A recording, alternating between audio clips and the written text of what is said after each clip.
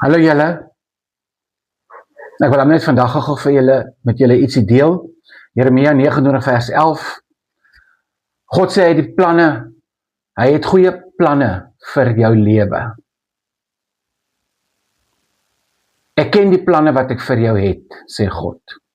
Planne van vrede en nie onheil nie. En 'n hoopvolle toekoms. Prosperity and not harm.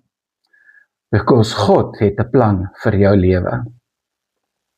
God sê nie, jy moet die planne vir jou lewe ken of uitfigure nie. Nee, hy sê ek weet, hy wat God is, hy weet wat die planne is vir jou lewe.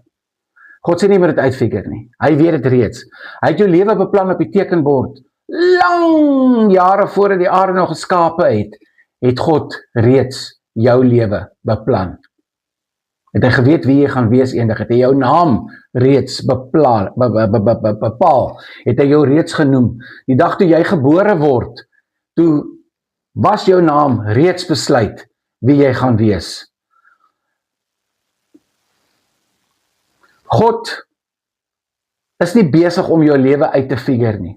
Hy het dit lankal beplan, hy weet presies wie jy is. Jy verras hom nie, ons verbaas hom nie. Jy doen nie vandag iets en God sê, wat het nou gebeur? Jy laat dit sien. God knows exactly. God het jou lewe beplan. Jy is besig om in tyd in dit in te beweeg en dinge te experience. Hy weet presies hoe jou lewe gaan uitdraai.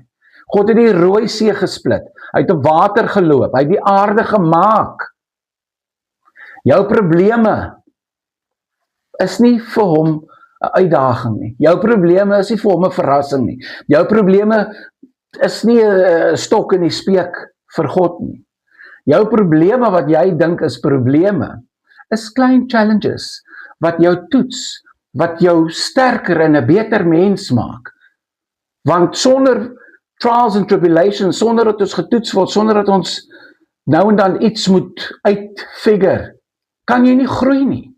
Jy moet groei. Hoe word 'n diamant 'n diamant? Steenkool, onder geweldige druk, oor 'n tydperk, word 'n diamant.